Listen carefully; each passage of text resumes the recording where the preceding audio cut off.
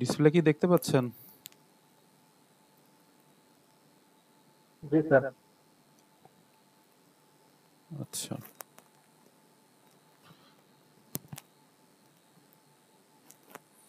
আচ্ছা, গতকালকে এই যে এইগুলা দেওয়া ছিল অ্যালগোরিদম আর হচ্ছে ফলো চার্ট, এগুলো কি হয়েছে দেখা, বা কোনো সমস্যা আছে নাকি বুঝতে? প্রথম 5-6টা দেখছি স্যার, তাতে তো পরেরগুলা শেষ করতে পারিনি। প্রবলেম তো হয় নাই আশা করি। প্রথম দিকের গুলোতে হয়নি, এগুলো আগে করা ছিল। ও আচ্ছা, এগুলো তাহলে দেখেন নিজে নিজে, সমস্যা নাই। আর হচ্ছে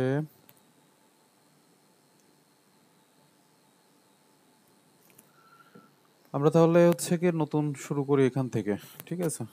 তো শুরুতেই আমরা গঠন এখানে বলছে যে কোনটা কি, এটা আমরা আপাতত যাব না, এগুলো দেখে মাথা নষ্ট করার দরকার নাই। আমরা হচ্ছে যখন প্রোগ্রামিং এ ঢুকবো, প্রোগ্রাম যখন করব তখন হচ্ছে ওইগুলা কোনটা কি, তখন হচ্ছে ডিটেলসে আলোচনা করব। কি রে, exit হচ্ছে না। আচ্ছা,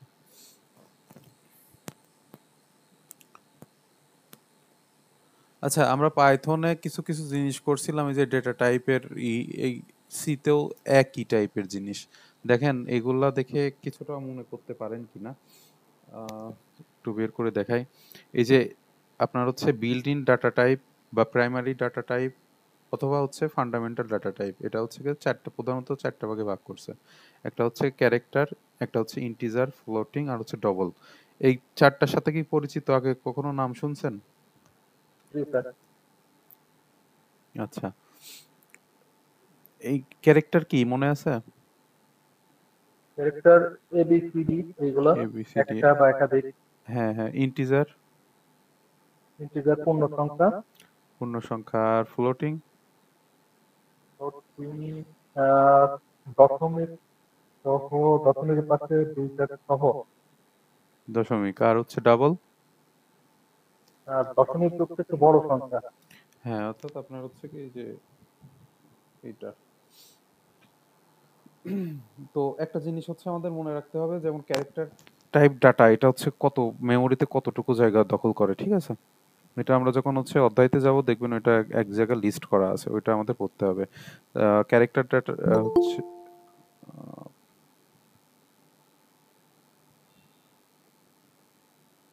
আচ্ছা, যা বলতেছিলাম, ক্যারেক্টার টাইপ ডাটা মেমোরিতে 1 বাইট জায়গা দখল করে, আপনার হচ্ছে ইন্টিজার করে হচ্ছে 2 বাইট, তারপরে আপনার ফ্লোটিং করে হচ্ছে 4 বাইট, আর হচ্ছে গিয়ে ডাবল হচ্ছে 8 বাইট জায়গা দখল করে।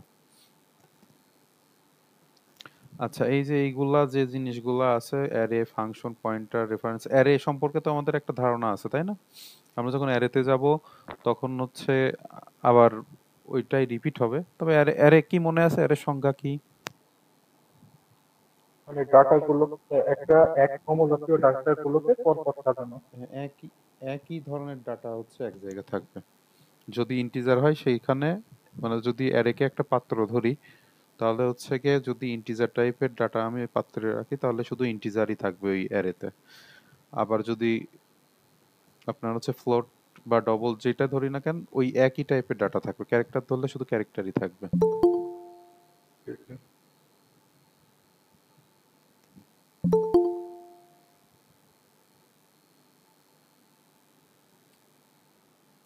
আচ্ছা, এখন ভেরিয়েবল আর হচ্ছে কনস্ট্যান্ট, এক্ষেত্রে এই সংজ্ঞাগুলো একটু পড়তে হবে। কনস্ট্যান্ট কোনগুলা, অর্থাৎ যেগুলোর মান হচ্ছে গিয়ে অপরিবর্তনশীল, ঠিক আছে, স্থির, ধ্রুব।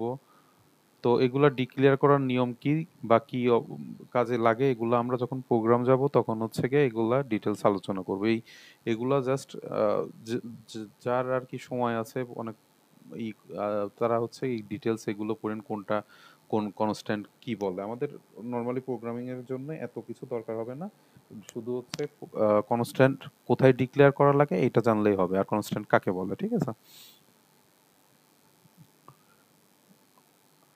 আর হচ্ছে গিয়ে উম, এটা তো জানেন, এই যে ডেসিমেল সংখ্যা কোনগুলা, অক্টাল কোনগুলা, হেক্সাডেসিমেল কোনগুলা, এগুলো পরিচিত না? জানেন তো সবাই? দেখা লাগবে। আচ্ছা, আপনার হচ্ছে গিয়ে ডেসিমেল যেগুলা, এর বেজ হচ্ছে গিয়ে 10, তাই না? এই ডেসিমেল সংখ্যা কোনগুলা? আপনার হচ্ছে গিয়ে এই ডেসিমেলের বেজ হচ্ছে 10 কি জন্য বলা হয়, কারণ এই ডেসিমেল সংখ্যা পদ্ধতিতে 10টা হচ্ছে অঙ্ক ব্যবহার করা হয় 0 থেকে 9 পর্যন্ত, এজন্য এর বেজ হচ্ছে গিয়ে 10। ঠিক আছে, অক্টালের হচ্ছে গিয়ে অক্টালের বেজ কত বলতে পারবেন?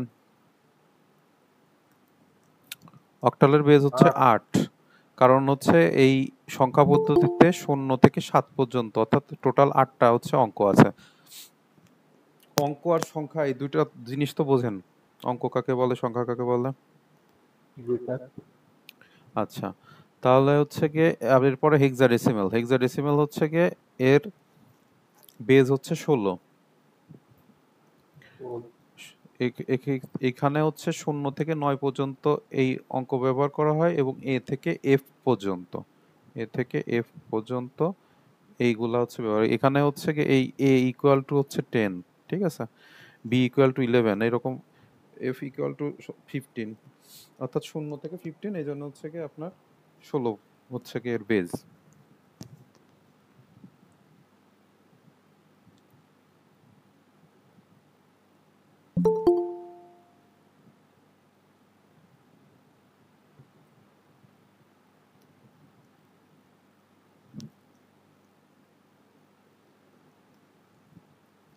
আচ্ছা, এখানে দেখেন কনস্ট্যান্ট কিভাবে ডিক্লেয়ার করছে। নরমালি একটু ধারণা দিই, আমরা যখন কোড মানে কোড হচ্ছে কি রান করব পিসিতে, তখন হচ্ছে কি টাইপ করে করে দেখাবো যে কোনটা কিভাবে কাজ করতেছে, ঠিক আছে? তো দেখেন এখানে হচ্ছে কি আপনার কনস্ট্যান্ট দুইটা ভাগে ভাগ করা যায়। একটা হচ্ছে কি মেন ফাংশনের মধ্যে হচ্ছে কি আপনার ডিক্লেয়ার করা যায়, অর্থাৎ এই এই এর এর মধ্যে, এই মেন ফাংশনের মধ্যে। আর একটা হচ্ছে আগে থেকে এই যে ডিফাইন করে দেওয়া যায় হচ্ছে কি কনস্ট্যান্ট এইটা। যেমন হচ্ছে এখানে বলতেছে যে বৃত্তের ক্ষেত্রফল নির্ণয়, এখানে হচ্ছে পায়ের মান আমাদের দরকার, পায়ের মান হচ্ছে 3.1416, আরো অনেকগুলো আছে, যাই হোক 1.1416 পর্যন্ত নিয়ে আমরা হচ্ছে কাজ করি। তো সেক্ষেত্রে এইটা মান তো হচ্ছে কনস্ট্যান্ট, অর্থাৎ এই মানের কোনো পরিবর্তন হবে না, এটা একদম স্থির থাকবে, ঠিক আছে? তো সেই ক্ষেত্রে আমরা হচ্ছে কি এইখানে মেন ফাংশনের উপরে হচ্ছে গিয়ে আপনার ডিক্লেয়ার করছি এবং প্রোগ্রামের মধ্যে এই যে দেখেন এখানে আমরা ব্যবহার করছি এরকম একটা। আপাতত এটা যদি না বোঝেন সমস্যা নাই, এমনিতে আমি জাস্ট একটু ধারণা দিচ্ছি। আমরা যখন প্রোগ্রাম ডিটেলস করব, পিসিতে রান করব, তখন আর কি কোনটা কি এটা আরো হচ্ছে ক্লিয়ার হবেন, ঠিক আছে? তো আমি এমনি আর কি দেখাতে যাচ্ছি যে কনস্ট্যান্ট যেটা সেটা দুই ভাগে হচ্ছে কি ডিক্লেয়ার করা যায়, একটা মেন ফাংশনের উপরে আর একটা হচ্ছে কি আপনার এই যে দেখেন এখানে আবার মেন ফাংশনের মধ্যে আপনার হচ্ছে এখানে ডিক্লেয়ার করে দিছে, অর্থাৎ দুইটা ভাগে দুইভাবেই করা যায়। তো যাই হোক, এটা না জানলেও আপাতত সমস্যা নাই, শুধু কনস্ট্যান্ট কাকে বলে এটা হচ্ছে আমাদের মাথায় রাখতে হবে, ঠিক আছে? আর একটা হচ্ছে প্রশ্ন জি জি বলেন। তো বলছে যে হ্যাশ ডিফাইন্ড ইউজ করে বৃত্তের ক্ষেত্রফল নির্ণয়, প্রশ্ন কি এইভাবে আসবে নাকি শুধু বলবো যে বৃত্তের ক্ষেত্রফল নির্ণয়ের জন্য একটা সি প্রোগ্রাম লিখো? শুধু হচ্ছে গিয়ে আপনার মানে এখন কোশ্চিন যে এরকম দেয়, তবে আপনাদের পরীক্ষায় যে কোশ্চিন আসবে সেটা হচ্ছে গিয়ে থাকবে যে বৃত্তের ক্ষেত্রফল নির্ণয়ের জন্য সি প্রোগ্রাম লেখো। এটা তো এমনিতে আপনার বেসিক ধারণা দেওয়ার জন্য এটা হচ্ছে বলতেছে। আর দুইটা কোশ্চিনের মানে যে দুইটা বললেন যে হ্যাশ ডিফাইন কিওয়ার্ড ব্যবহার করে আর হচ্ছে গিয়ে বৃত্তের ক্ষেত্রফল নির্ণয়ের জন্য হচ্ছে গিয়ে সি প্রোগ্রাম লেখো। এখন যদি হ্যাশ ডিফাইন এটা যদি বলা থাকে তাহলে এই প্রোগ্রামটাই লিখতে হবে, আর যদি বলে যে বৃত্তের ক্ষেত্রফল নির্ণয়ের প্রোগ্রাম লেখো তাহলে এই দুইটার যে কোনো একটা লিখলেই হবে, ঠিক আছে? যেহেতু এখানে নির্দিষ্ট করে বলতেছে যে হ্যাশ ডিফাইন কিওয়ার্ডটা ব্যবহার করতে হবে এই প্রোগ্রামের মধ্যে, বুঝতে পারছেন? তবে সাধারণত এটা দেবে না, আপনাদের দিলে পারে শুধু এই যে এমনিতে বৃত্তের ক্ষেত্রফল নির্ণয়ের প্রোগ্রাম লেখো সি তে, এরকম আর কি কোশ্চেন থাকবে। তো সাধারণ বৃত্তের ক্ষেত্রফল নির্ণয়ের প্রোগ্রাম আর এই হ্যাশ ডিফাইনের মধ্যে বিশেষ পার্থক্যটা কি স্যার? ওই যে এখানে হচ্ছে গিয়ে আপনার কনস্ট্যান্ট মেইন ফাংশনের উপরে করছে, এখানে এটা কনস্ট্যান্ট ডিফাইন করছে দুইটা ভাগে, এখানে এটাই দেখাইছে। দেখেন এখানে হচ্ছে কনস্ট্যান্ট মেইন ফাংশনের মধ্যে দিছে, জি অর্থাৎ এই যে কনস্ট্যান্ট এটা হচ্ছে একটা কিওয়ার্ড, এই কিওয়ার্ড ব্যবহার করে যদি বলে তাহলে এই প্রোগ্রামটা লিখতে হবে, ঠিক আছে? আর যদি হ্যাশ ডিফাইন থাকে তাহলে পরে এইটা, অর্থাৎ কনস্ট্যান্ট এই যে দেখেন পায়ের মান 3.1416 না, এখানেও দেখেন এই যে একই মান, অর্থাৎ কনস্ট্যান্ট না, দুইটা দুইটা ওয়েতে কনস্ট্যান্ট ডিক্লেয়ার করা যায়, এটা আর কি দেখাইছে এখানে, এর বেশি কিছু না। আপনার যেটা সুবিধা হয় সেটা আর কি পড়বে, বুঝতে পারছেন? জি স্যার। আচ্ছা, তার মানে ভেরিয়েবল। এগুলো হ্যাঁ বলুন। প্রথমে তো এগুলো উল্লেখ করা থাকবে না যে কনস্ট্যান্ট কিওয়ার্ড ব্যবহার করো বা হ্যাশ ডিফাইন ব্যবহার করো, এরকম থাকবে না, না না এমনিতেই না, বলবে। ওইগুলা আপনাদের ফাইনাল যে কোশ্চেন থাকবে এইটা থাকবে না। জি স্যার। তবে জেনে রাখা ভালো। আপনার যদি হচ্ছে গিয়ে আহ, করে আপনার যদি বলে যে বৃত্তের ক্ষেত্রফল নির্ণয়ের প্রোগ্রামটা লেখো, তো সেক্ষেত্রে তো আপনার কনস্ট্যান্ট তো নিতেই হবে, তাই না? তো তা সেক্ষেত্রে তো আপনার নিবে। কনস্ট্যান্ট কিওয়ার্ড বলেন বা ডিফাইন হ্যাশ ডিফাইন কিওয়ার্ড বলেন, এটা তো না থাকলেও তো আপনার নেওয়া লাগতেছে। হুম হুম। আবার আপনি এইরকম করতে পারেন যে জাস্ট আপনি এই কনস্ট্যান্ট না দিয়ে এই যে আর যেরকম এখানে এমনি নর্মাল দিছে, আচ্ছা যাই হোক, আমরা যখন ডিটেলসে প্রোগ্রামের মধ্যে যাবো তখন দেখবো না, সমস্যা নেই। আচ্ছা দেখেন, ভেরিয়েবল ভেরিয়েবল হচ্ছে গিয়ে আপনারা যদি একটা পাত্র ভাবেন, অর্থাৎ এর মধ্যে মান থাকে, অর্থাৎ আপনি মান বলতে আপনি হচ্ছে গিয়ে ডাটা রাখতে পারবেন। ভেরিয়েবল যেমন হচ্ছে দেখেন, এর সিনট্যাক্স হচ্ছে ডাটা টাইপ আর ভেরিয়েবল নেম এইরকম, ঠিক আছে? আমরা হচ্ছে গিয়ে পাইথনে যখন করছিলাম তখন হচ্ছে গিয়ে শুধু এই ভেরিয়েবল নেম ডিক্লেয়ার করতাম, ডাটা টাইপ ডিক্লেয়ার করার দরকার নাই ছিল না, ঠিক আছে? যেমন আমরা হচ্ছে ডাটা টাইপ এখানে চারটা রকম দেখলাম না, যেমন হচ্ছে ইন্টিজার, তারপরে আপনার হচ্ছে ফ্লোট, ডবল, ক্যারেক্টার দেখলাম না একটু আগে? এই যে, এই কই গেল, এই যে এখানে। তো আমার হচ্ছে গিয়ে সি প্রোগ্রামিং এ এটা হচ্ছে গিয়ে ডিফাইন করে দেওয়া লাগে, ও বুঝতে পারে না যে এটা হচ্ছে গিয়ে ফ্লোট, ইন্টিজার না ক্যারেক্টার। তো ওকে হচ্ছে গিয়ে ডিফাইন করে দেওয়া লাগে যে এটা কোন টাইপের ডাটা, মানে এর সিনট্যাক্স দেখেন, ভেরিয়েবল যদি হচ্ছে আপনি ডিক্লেয়ার করতেছেন তাহলে হচ্ছে গিয়ে তার ডাটা টাইপ আগে হচ্ছে ডিক্লেয়ার করতে হবে, তারপরে হচ্ছে গিয়ে ভেরিয়েবল নেম আপনার হচ্ছে গিয়ে দিতে হবে। তো সেক্ষেত্রে আমার এখানে যদি আমি একটা প্রোগ্রাম লিখি, দেখেন এই যে INT, এটা হচ্ছে ইন্টিজারের শর্ট ফর্ম লিখছে। এটা হচ্ছে ফ্লোট, ফ্লোটের এই রকমই থাকবে। দেখেন ফ্লোটের পায়ের মান হচ্ছে কি 3.1416, এটা ফ্লোটিং নাম্বার না? জি স্যার। তো সেই ক্ষেত্রে এখানে দশমিকের পরে। এটা দিছে, এটা তো ইন্টিজার দেয় নাই, কারণ এটা তো ইন্টিজার নাম্বার না। তো সেক্ষেত্রে মানে এইরকম ব্যাপারটা আর কি, আপনি কোন টাইপের ডাটা ডিক্লেয়ার করবেন সেটা আগেই ডাটা টাইপটা এখানে হচ্ছে গিয়ে লিখে দিতে হবে, অর্থাৎ ভেরিয়েবলের নামের আগে। এটা হচ্ছে রুলস, ঠিক আছে?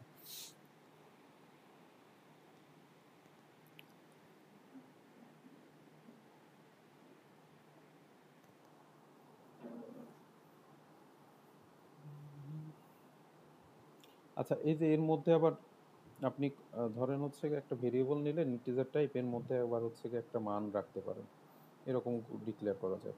যাই হোক, এটা আমরা পরে দেখবো না।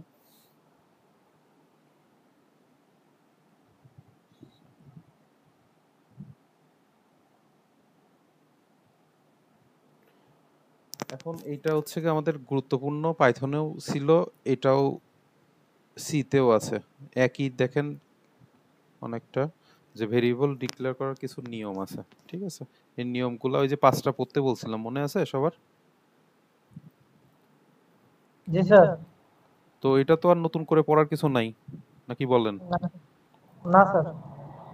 এখানে দেখেন হচ্ছে ভেরিয়েবল আন্ডারস্কোর ছাড়া অন্য কোনো বিশেষ, এই যে হ্যাশ, তারপরে অ্যাট দ্য রেট, ডলার, এগুলো হচ্ছে ব্যবহার করা যাবে না। তারপরে আপনার হচ্ছে কেস সেনসিটিভ, কেস সেনসিটিভ তো বোঝেন, অর্থাৎ হচ্ছে বড় হাতের আর ছোট হাতের, আবার কেস আর হচ্ছে লোয়ার কেস, এর মধ্যে পার্থক্য আছে। তারপরে আপনার হচ্ছে গিয়ে ভেরিয়েবল ডিক্লেয়ার করার সময় একই নামে একাধিক নাম ব্যবহার করা যাবে না, এই যে দেখেন কোর্স, এটা হবে না।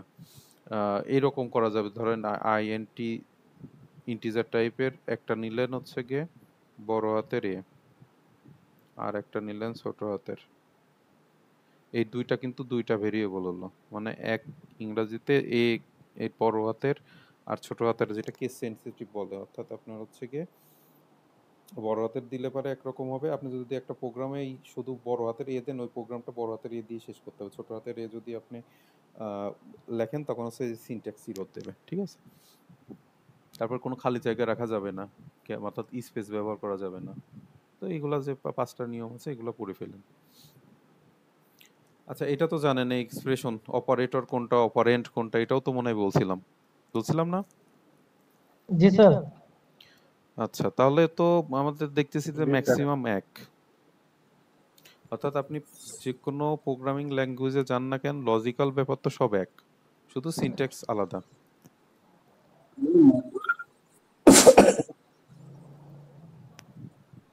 এই চিহ্নটা মানে কি জানেন?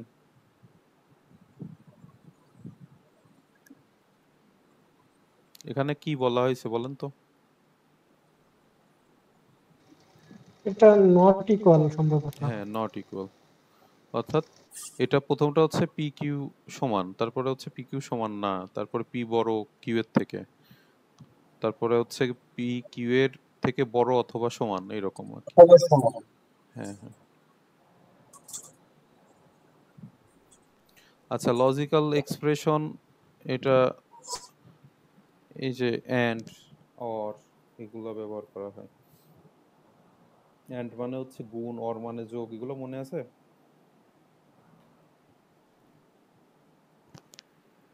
এই যে এই ডবল, এটা মানে হচ্ছে অ্যান্ড চিহ্নই করে, আর এই যে এই লম্বা লাঠির মতো এটা হচ্ছে অর।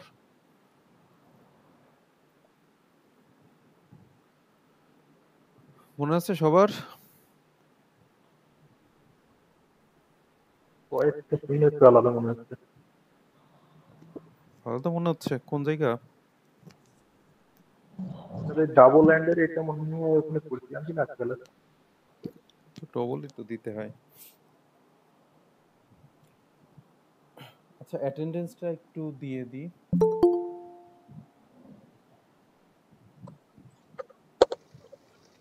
13 নম্বর ফয়সাল আহমেদ। 13 নম্বর ফয়সাল আহমেদ। 3 নম্বর সাজু আহমেদ। 3 নম্বর। আচ্ছা, গতকালকে কে কে, মানে গত ক্লাসে কে কে ছিলেন বলেন তো? স্যার আমি 11 ছিলাম স্যার। নম্বর মাসুদ বিন। আচ্ছা, আজকের দিনটা দিয়ে নেই। 11 নম্বর স্যার 8 নম্বর গতকালকে ছিল। স্যার হাসান আল মাহমুদ হাসান আল 2 মাহমুদ। স্যার নম্বর। গতকাল ছিল নাসিম বিল্লাহ স্যার।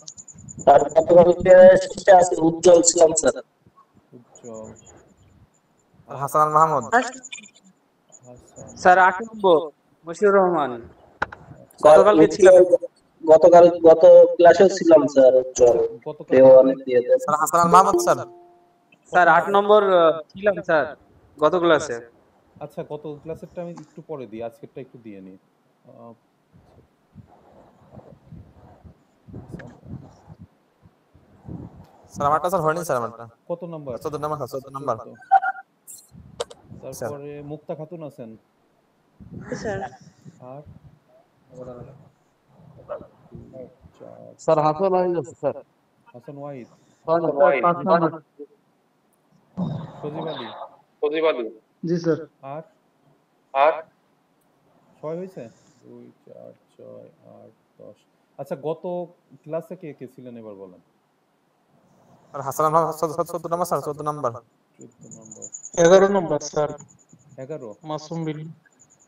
আচ্ছা, তারপর ফয়সাল আহমেদ ছিলেন? 7 জি স্যার। স্যার ছিলাম। আচ্ছা, আর 7 10 স্যার 7। মুক্তা খাতুন ছিলেন না? জি আচ্ছা, আর 3 স্যার। 3,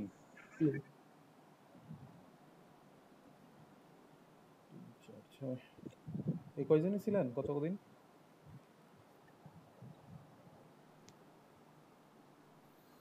তোতরও স্যার ছিল তো। কে ছিল? তোতর উজ্জ্বল স্যার প্লিজ বলো ফ্রেন্ড। উজ্জ্বল।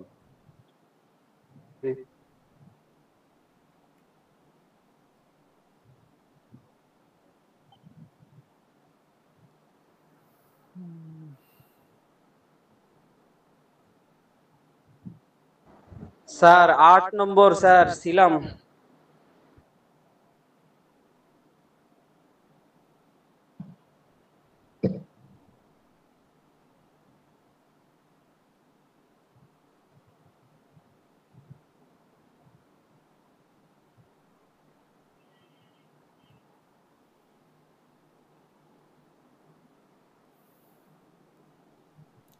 কন্ডিশনাল এক্সপ্রেশনের ক্ষেত্রে তো ওই যে আপনার এই টাইপেরই ব্যবহার করা হয়।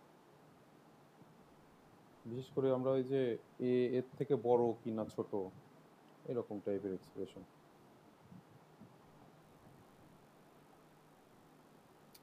আচ্ছা, প্রোগ্রাম আমরা আপাতত দেখব না। প্রোগ্রাম হচ্ছে গিয়ে আরেকটু পরে যে আমরা দেখব একদম শুরু থেকে।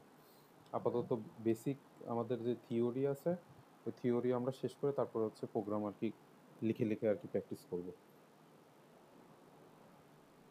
আচ্ছা, কিওয়ার্ড হচ্ছে গিয়ে কি, সেটা হচ্ছে প্রোগ্রামে কিছু সংরক্ষিত শব্দ আছে কম্পাইলার কাছে যাদের বিশেষ অর্থ আছে এগুলোকে আপনার হচ্ছে কিওয়ার্ড বলে। যেমন হচ্ছে গিয়ে এই যে আমরা অলরেডি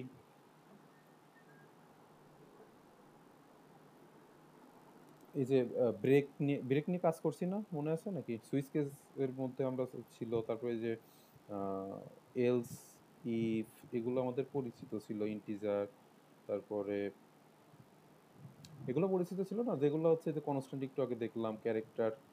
তো কন্টিনিউ।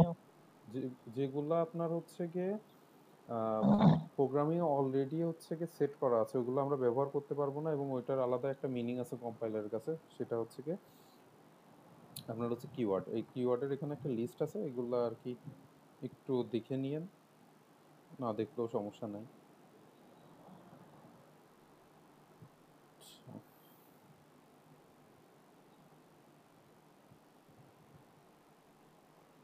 প্রোগ্রামিং কাকে বলে, প্রোগ্রামিং ল্যাঙ্গুয়েজ কাকে বলে?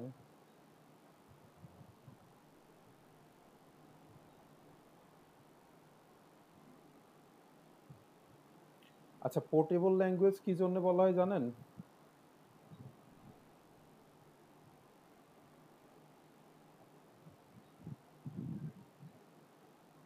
পোর্টেবল ল্যাঙ্গুয়েজ, পোর্টেবল মানে কি, আপনি হচ্ছে গিয়ে ওইটা এক জায়গা থেকে আরেক সহজযোগ্য। জায়গায় নিয়ে যেতে পারবেন, অর্থাৎ যে কোনো এনভায়রনমেন্টে আপনি রান করাতে পারবেন। স্যার পোর্টেবল অনেকটা ইউএসবি টাইপ না? না, যেমন আপনি ওইটা যেমন পোর্টেবল, আপনার হচ্ছে হার্ড ডিস্ক আছে, পোর্টেবল হার্ড ডিস্ক আছে। পোর্টেবল হার্ড ডিস্ক নাম শুনছেন? পোর্টেবল পেন ড্রাইভে তো আছে। পেন ড্রাইভ তো সবই পোর্টেবল বলা যায়। অর্থাৎ পোর্টেবল আপনি ল্যাঙ্গুয়েজ যে ভাষাটা আমরা বিভিন্ন ডিভাইসে ইউজ করতে পারবো সেটা হ্যাঁ হ্যাঁ বোঝাচ্ছেন? হ্যাঁ হ্যাঁ হ্যাঁ এটাই মানে সি তো সব ডিভাইসেই ইনস্টল রান করা করাতে যায় বা run পারবেন। হ্যাঁ কিছু। হ্যাঁ, অর্থাৎ এক কম্পিউটার থেকে অন্য কম্পিউটার বা এক ডিভাইস থেকে অন্য ডিভাইসে আপনি রান করাতে পারবেন, এই জন্য আর কি। স্যার আমরা কিছু সফটওয়্যার যে ডাউনলোড করলে দেখতে পাই যে ওইটা পোর্টেবল ভার্সন আমি ডাউনলোড করব কিনা, বিষয়টা এরকম কিনা? এখন হার্ডওয়্যার আর সফটওয়্যারের ক্ষেত্রে তো কিছু আছে। পোর্টেবল ফাইলগুলো আসলে আপনি হচ্ছে কি ওইগুলা পেন ড্রাইভে বা এমনিতে মানে স্থানান্তর করতে পারবেন, অর্থাৎ আমি স্যার বুঝি পোর্টেবল বলতে বুঝি এটা দেখা যাচ্ছে যে ডিভাইসের সাথে আমি পেন ড্রাইভ কিংবা যেটা আমি সংযুক্ত করব সেখানেই রান করা যাবে, ওটা তো এর হার্ড জন্য ইনস্টলের প্রয়োজন হবে না। বলতে পারেন। আপনি যদি সি প্রোগ্রামিং ক্ষেত্রে হচ্ছে আপনার অবজেক্ট কোড নিয়ে যান, তাহলে পারে যে কোনো জায়গায় আপনি ওই ফাইলটা আপনি রান করাতে পারবেন, যে কোনো ইস্যুতে। সেটাই সেটাই বুঝলাম স্যার। মানে স্বাভাবিক অর্থে আমি আর কি যেটা বুঝি আর কি স্যার। হ্যাঁ হ্যাঁ, বুঝতে পারছি। যেমন ধরুন সাপোজ আমরা কোড করব এই কোড ব্লকসে, ঠিক আছে? সাপোজ আমি এই প্রোগ্রামটা মানে লিখছি এটা হচ্ছে সি প্রোগ্রামে রাখা। তো এই প্রোগ্রামটা আমি যখন হচ্ছে গিয়ে রান করাবো তখন হচ্ছে গিয়ে একটা আপনার অবজেক্ট ফাইল দেবে, ঠিক আছে? এই যে লাস্টে হচ্ছে গিয়ে ইএক্সি হচ্ছে গিয়ে আপনার এক্সটেনশন এক্সিকিউট হবে। তো এই ফাইলটা আপনি যখন নিয়ে যাবেন, নিয়ে যাওয়ার পরে যে এই পিসি আপনাকে যদি আমি এই ফাইলটা দিয়ে দিই, আপনি আপনার পিসিতেও রান করাতে পারবেন। ব্যাপারটা এইরকম, ঠিক আছে? শুধু আমার এই পিসিতে আমি কোডটা লিখছি বলে আমার এই পিসিতেই থাকবে এরকম না, এটা যে কোনো ডিভাইসে নিয়ে যেয়ে আপনি রান করাতে পারবেন। ব্যাপারটা এইরকম।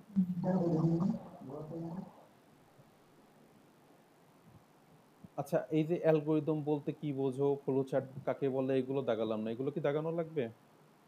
দাগাই দেন স্যার, পরে ও বাছাই করার দরকার করে নেব না। ও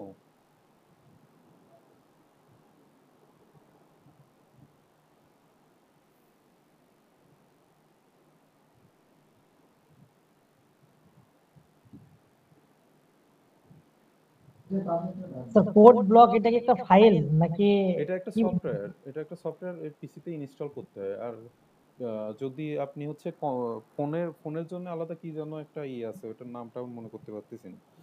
একটু নেট সার্চ করে দিয়েন যে অ্যান্ড্রয়েডে হচ্ছে আপনার সি প্রোগ্রাম রান করার জন্য কোন অ্যাপ ব্যবহার করে। ওইগুলো বিভিন্ন অ্যাপস আছে স্যার, এমনিতে কম্পিউটারের জন্য কোড ব্লক হচ্ছে একটা সফটওয়্যার। হ্যাঁ হ্যাঁ, এটা একটা সফটওয়্যার, কোডগুলো ডাউনলোড করা যায়। এমনি হচ্ছে স্যার এই সফটওয়্যারে, এই কোড ব্লক সফটওয়্যারে সি প্রোগ্রাম এবং পাইথন উভয়ই তো লেখা যায় মনে হয়। পাইথনের জন্য তো আলাদা লাগে আপনার হচ্ছে গিয়ে কম, আমরা ওই যে কম্পাইলার, ইন্টারপ্রেটার, এটা কি নাম শুনছেন এগুলা? জি স্যার, অনুবাদক প্রোগ্রাম। অনুবাদক প্রোগ্রাম। তো কিছু কিছু আপনার হচ্ছে গিয়ে যেমন C, C sharp, C plus plus, এগুলা হচ্ছে আপনার কম্পাইলারে রান করে। তারপরে পাইথন, তারপরে জাভা স্ক্রিপ্ট, পিএইচপি, এগুলা হচ্ছে গিয়ে আপনার ইন্টারপ্রেটারে আর কি রান করে। তো আমরা আসবো ওই ওই ব্যাপারে আর কি, ডিটেলস আসবে। সম্ভবত আপনার কোড ব্লকে পাইথন রান করা যায় না। ও যায় না, তবে পাইথনের জন্য আলাদা। আলাদা, হ্যাঁ হ্যাঁ। আলাদা কি স্যার, নাম কি স্যার ওইটা, ওই সফটওয়্যারের নাম? ওইটা হচ্ছে গিয়ে আপনার অ্যানাকন্ডা না কি যেন ইউজ করতাম আগে,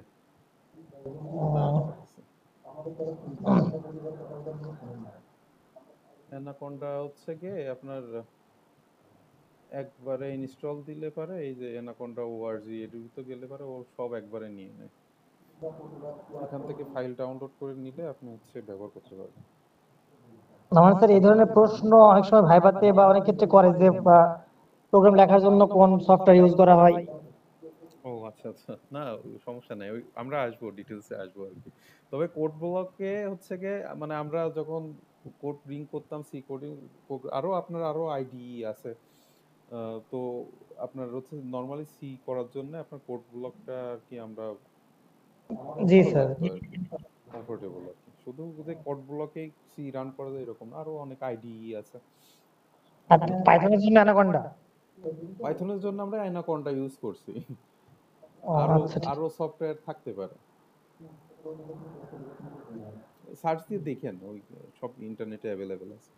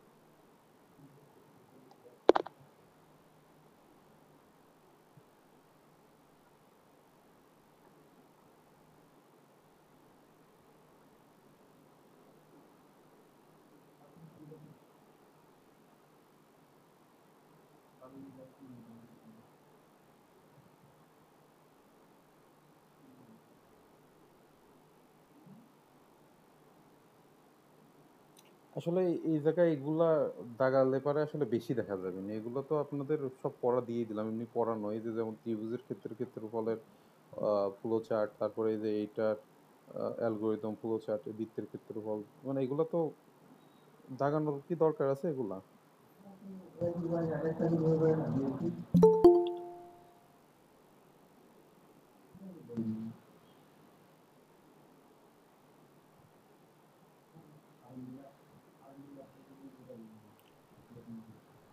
আসসালামু আলাইকুম মিরাজ ভাই, কেমন আছেন?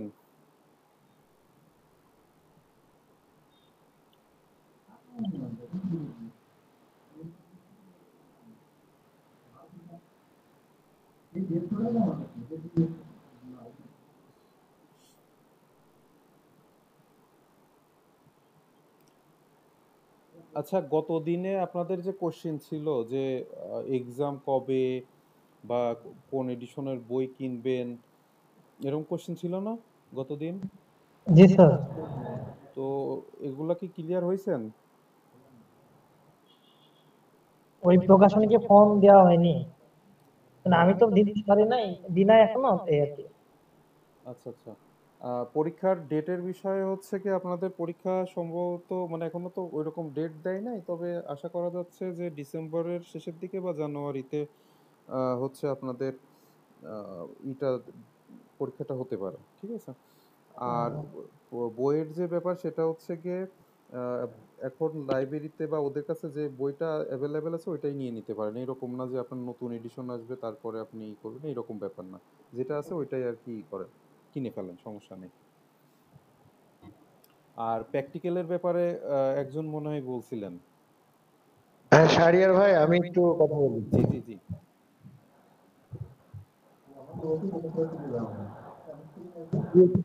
আসসালামু আলাইকুম ওয়া রাহমাতুল্লাহি ওয়া বারাকাতুহু। ওয়ালাইকুম আপনাদের আসসালাম স্যার, আপনি ভালো আছেন?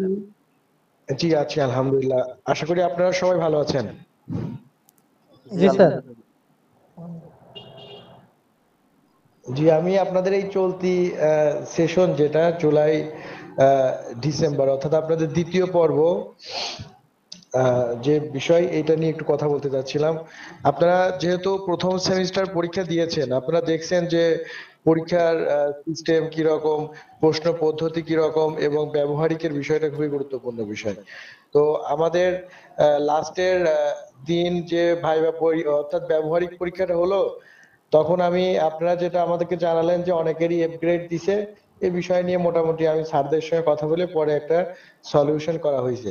কিন্তু এখন বিষয় হচ্ছে যে নেক্সট যে এক্সামটা আপনাদের হবে, এটা ওই শাহরিয়ার সাহেব বললেন, যেটা আমি ওনাকে জানাইছিলাম যে অর্থাৎ এইটার রেজাল্ট হবে, রেজাল্ট হওয়ার পরে ডেট অর্থাৎ আপনাদের মূলত ডিসেম্বরের লাস্ট উইক না হলেও জানুয়ারির ফার্স্টের দিকে পরীক্ষাটা হবে আশাবাদী। বোর্ডকে সেভাবে জানানো হবে, কারণ হচ্ছে ফেব্রুয়ারিতে যেহেতু নির্বাচন, তো সেই ক্ষেত্রে আপনার জানুয়ারির 15 তারিখ বা জানুয়ারি ফার্স্ট উইকের মধ্যে এক্সাম শেষ না হলে পারে ফেব্রুয়ারির দিকে নির্বাচন হলে তখন হচ্ছে নির্বাচনের পরে পরীক্ষা হলে পারে সেক্ষেত্রে প্রতিবন্ধকতা তৈরি হবে। এই জন্য যেহেতু আমাদের সেশনটা হচ্ছে জানুয়ারি ডিসেম্বর 24, আমরা যেহেতু একটু সেশন জটের মধ্যে হয়ে গেছে, তো সেক্ষেত্রে আমাদের বোর্ডকে আমরা জানাইছি অলরেডি যে এটার রেজাল্টটা 1.5 মাসের মধ্যে অর্থাৎ একটা যে জাতীয় যে কোনো পরীক্ষার রেজাল্ট 45 দিনের মধ্যে প্রকাশিত হয়। তো সেই অনুযায়ী বোর্ড যদি রেজাল্টটা প্রকাশিত করে দেয় তাহলে আপনাদের ফর্ম ফিল আপটা শেষ হয়ে গেলে আপনাদের পরীক্ষাটা আমরা আশাবাদী ইনশাল্লাহ জানুয়ারি মাসের ফার্স্টে হবে।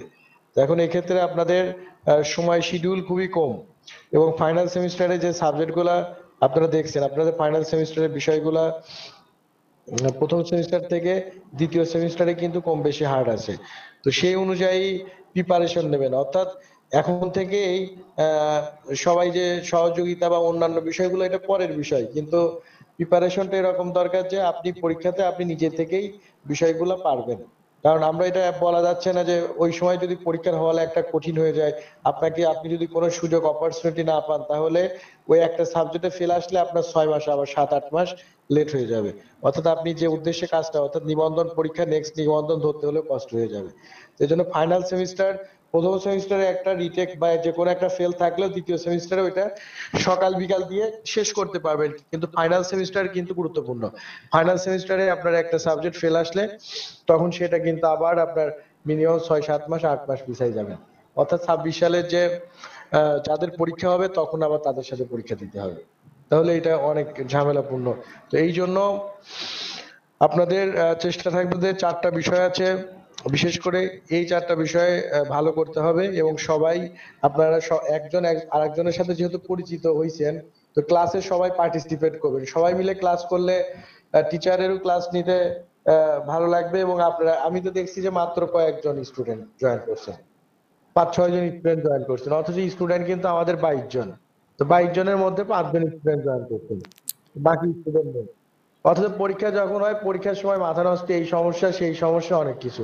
তো একটা ক্লাস সপ্তাহে ক্লাস যেহেতু দুইটা ক্লাসের মধ্যে যদি জয়েনই না করে তাহলে টিচার কাকে ক্লাস দিবে আর কাকে পড়াবে বলে?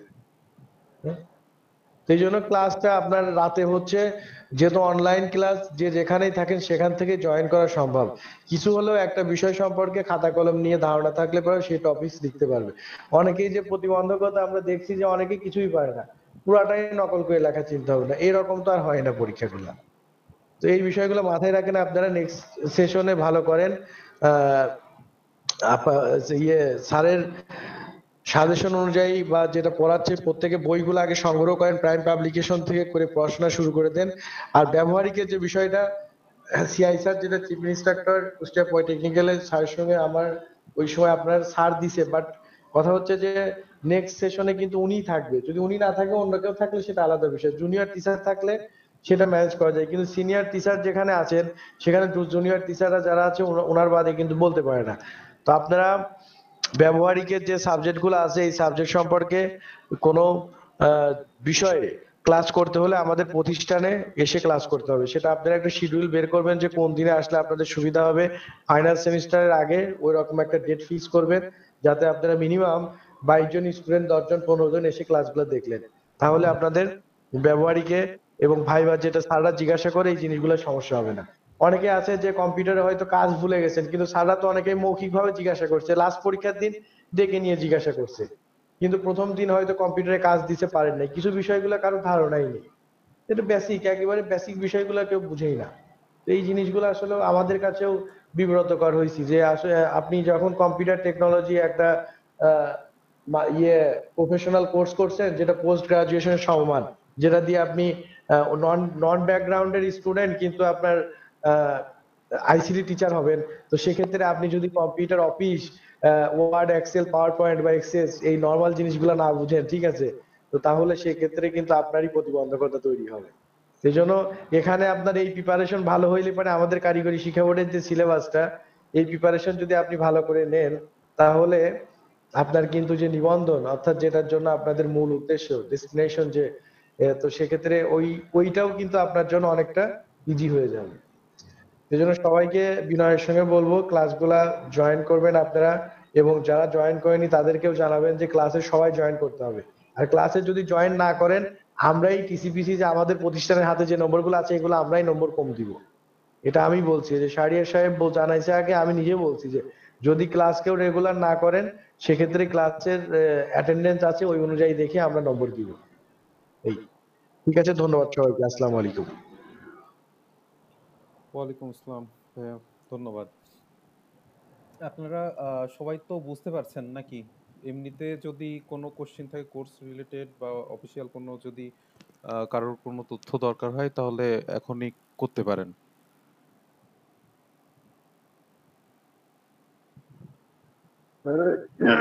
এই যে প্র্যাকটিক্যালের ক্লাসটা, এই আমাদের থিওরিটিক্যাল ক্লাসের মতো কিছুটা অনলাইনে কি করা সম্ভব?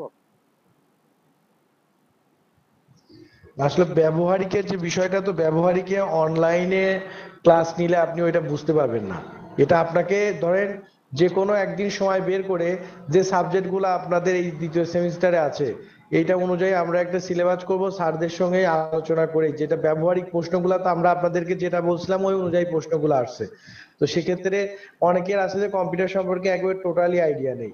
এখন টোটাল আইডিয়া না হলে তো আপনি মনে করেন যে আপনার হাতে কলমে না দেখাইলে বুঝবেন না, অর্থাৎ প্র্যাকটিক্যালি আপনাকে নিজে হাতে মাউস ধরে দেখাই দেখাই দিলে তখন আপনি বুঝতে পারবেন, না হলে সেই বিষয়গুলো বুঝতে পারবেন না।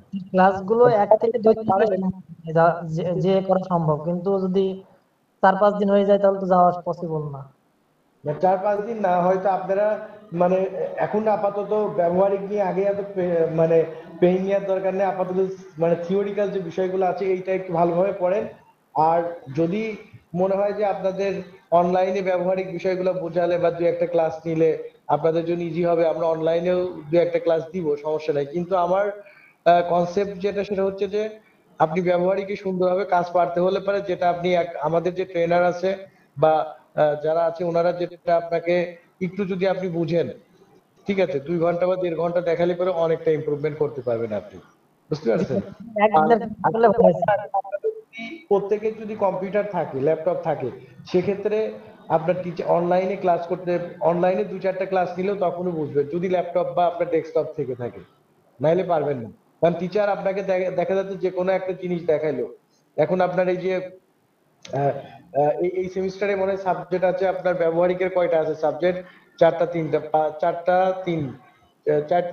আছে মনে হয় সাবজেক্ট, এবং প্রত্যেকটিরই আবার কি আছে, পিএফ নাম্বার আছে, টিসিপিসিও আছে।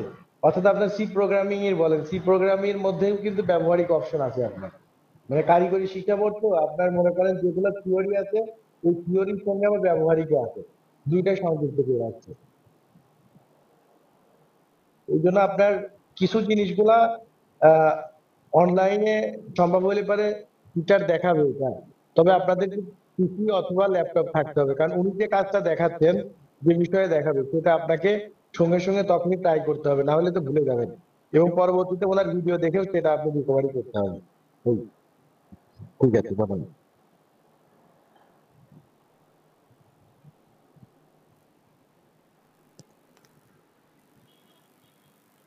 তাহলে আমাদের সমস্যা মোটামুটি বা যেটুকু জানার দরকার তা তো জেনে নিলাম। আর তো কোনো কোশ্চেন নাই আশা করা যায়।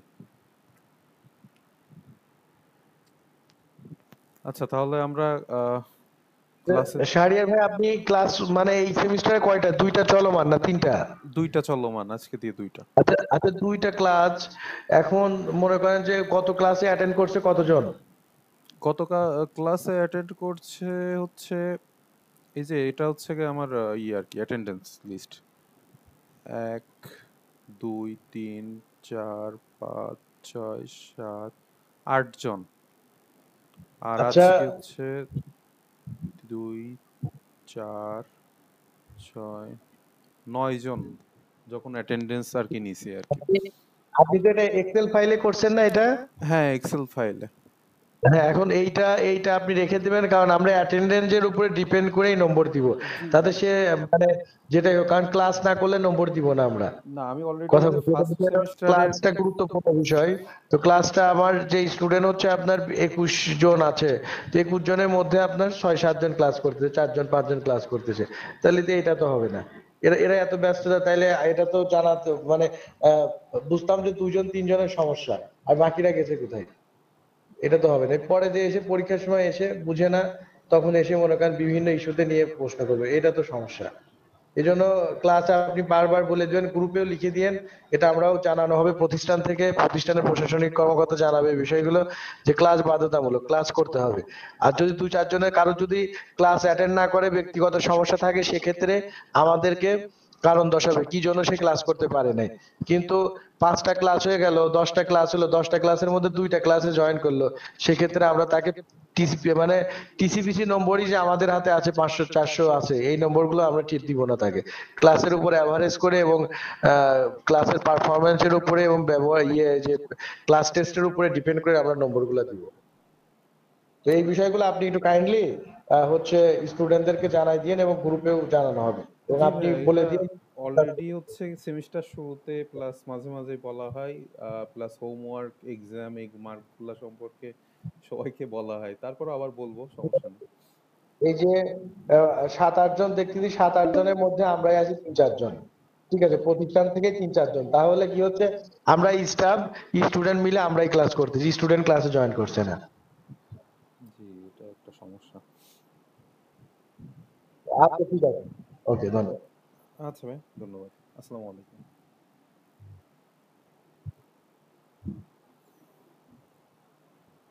তাহলে তো আমরা মোটামুটি বুঝতে পারলাম, যারা আজকে জয়েন করছে অলরেডি তারা রেগুলার ক্লাস করবেন, এবং আপনাদের পরিচিত যদি কেউ থাকে তাদের বলবেন। এছাড়াও আমরা তো প্রতিষ্ঠান থেকে জানাবো ক্লাস করার জন্য। তো এই আর কি, আপনারা হচ্ছে কি এর আগে তো পরীক্ষা দিছেন, দেন নাই সবাই? ওই যে ক্লাস টেস্ট যেটা আর কি নিতাম, তারপরে হোমওয়ার্ক যে মার্কগুলো, এই বিষয়ে আমরা মোটামুটি সিরিয়াস হই। আমরা যদি এখন থেকে এই পরীক্ষার যে সাপোজ আমরা এই সি প্রোগ্রামিং এই সাবজেক্টটা করতেছি, যখন আর কি শেষ হয়ে যাবে, তো তখন তো আর কি আপনার পরীক্ষা নিব সি প্রোগ্রামিং এর উপর। তো এই সময়ে যদি আপনারা হচ্ছে রেগুলার পড়ার প্রত্যেক দিনের পড়া প্রত্যেক দিন শেষ করেন, তাহলে তো এমনি 5-6 দিন পরে যে পরীক্ষা নেব এটাতেও এত প্যারা আসে না, আবার যখন ফাইনাল পরীক্ষা হবে ওইটাতেও তো প্যারা কম থাকে, তাই না?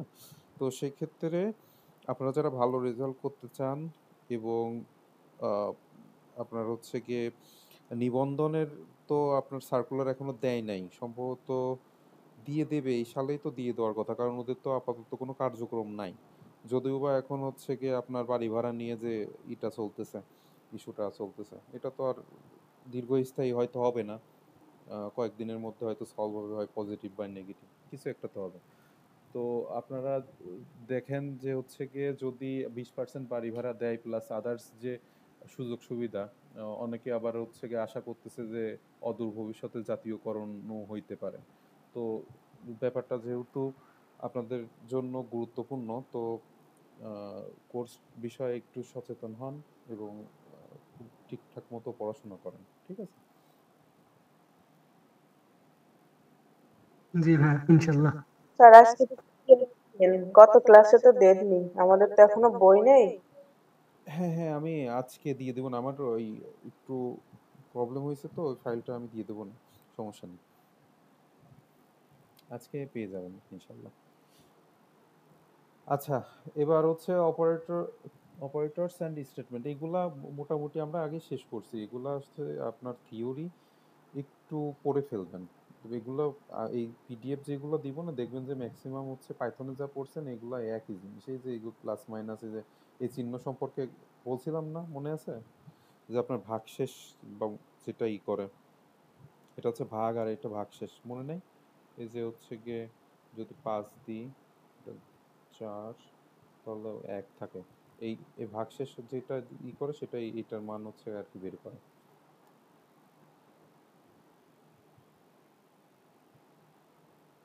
ইনক্রিমেন্ট, ডিক্রিমেন্ট, এই যে সাইনগুলা, এগুলো পরিচিত না? এই যে জি দেখেন ভাই। এন্ড আর অর অপারেটর, যেটা আমরা ওই যে প্রোগ্রামিং এ বা এই কি একটু আগে যেটা দেখলাম, এই যে ডবল চিহ্ন, এটা হচ্ছে কি করে, এটা হচ্ছে কি আপনার এন্ড। এন্ড মানে তো গুণ, অর মানে হচ্ছে গিয়ে যোগ, আর নট মানে এই যে আপনার এই বিষয় সূচক চিহ্ন, এই চিহ্নটা আর কি দিতে হয়। জি এগুলো কি দেখানো লাগবে? এগুলো মনে নাই? এগুলো করছেন না পাইথনে, মনে আছে? জি যদিও করছি, অতটা দেখতে লাগবে হবে, না। এই যে বই পাইলে যেমন দেখে 1 নিব আর 0 ইনশাল্লাহ। গুণ করলে পরে 0, 0 আর 1 গুণ করলে 0, 0 0 গুণ করলে 0, 1 আর 1 গুণ করলে 1, এটা যোগ। জি তো এটা 1 আর 0 যোগ করলে 1, 0 আর 1 যোগ করলে 1, 0 0 যোগ করলে 0, 1 1 যোগ করলে 2 হয়। কিন্তু 2 আমরা হচ্ছে যেহেতু এটা করতেছি, এই আপনার লজিক্যালি করতেছি, এটা 2 হবে না, নরমাল যোগের মতো ওইরকম না, ঠিক আছে? আপাতত এটা একটু এক্সেপশনাল, এটা পরে আমরা আলোচনা করব। আর হচ্ছে কি নটের ক্ষেত্রে আপনার হচ্ছে কি 0 দিলে 1 হবে, 1 দিলে 0 হবে, তাই না? জি আচ্ছা, এগুলো অত বেশি লাগে না, একটু দেখে নিন।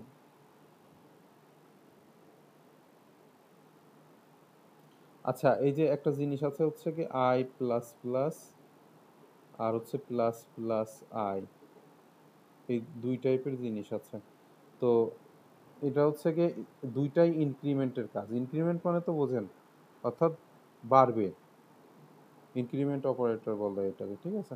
তো কোনটা এই প্লাস প্লাস পরে আর আগে, এটা কোনটা এটা আমরা যখন প্রোগ্রামিং যাব তখন আমরা ডিটেলস আলোচনা করব, ঠিক আছে?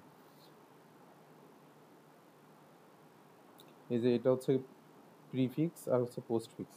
প্রিফিক্স পোস্টফিক্স তো ইংরেজিতে আপনারা করছেন, তাই না? জি করছি। এই ব্যাপারটা অনেকটা এক। এই যে আগে অপারেটর দিছে এই জন্য হচ্ছে প্রিফিক্স, আর এটা পরে দিছে এটা হচ্ছে পোস্টফিক্স। আর ইনক্রিমেন্টে আমরা যোগ দেখলাম, আর হচ্ছে ডিক্রিমেন্টে আপনার হচ্ছে মাইনাস হবে, ঠিক আছে? এই প্রিফিক্স পোস্টফিক্স নিয়মে একই।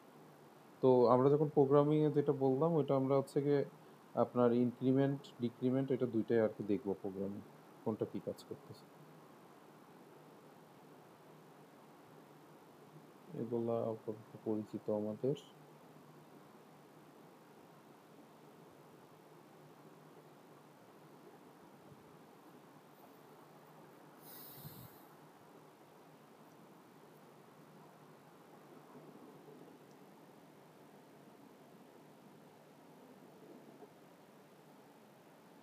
এই ফাংশন সম্পর্কে একটু ধারণা নিয়েন, রিডিং পড়বেন, শুধু 1-2 বার রিডিং করে যতটুকু বোঝেন।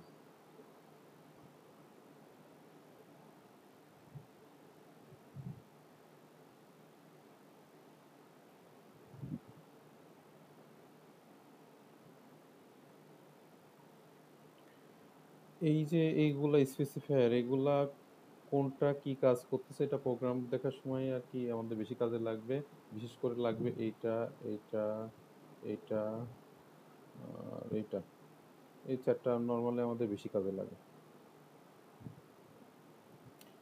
কি কাজে লাগে? এই যে পার্সেন্টেজ ডি, যখন ইন্টিজার টাইপের ডাটা আমরা করবো তখন পার্সেন্টেজ ডি, ক্যারেক্টার হচ্ছে পার্সেন্টেজ সি, ফ্লোট হচ্ছে গিয়ে পার্সেন্টেজ এফ। অর্থাৎ এগুলো আমাদের নরমালি পরিচিত, এই যে এগুলো দেখবেন জাস্ট। ঠিক আছে? তারপর দাগাই দিলাম এই ৪ টা, এই ৪ টা আর কি বেশি ব্যবহার হয়।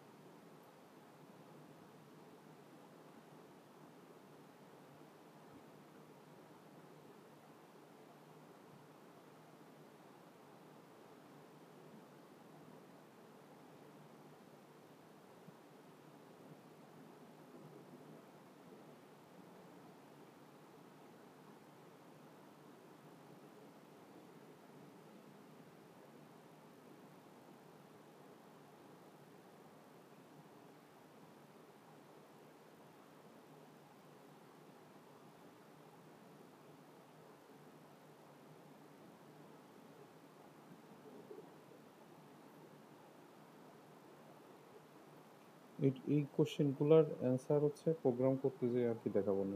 এটা নিউ লাইন দেখার জন্য হচ্ছে গিয়ে এটা ব্যবহার করা হয়। যাই হোক,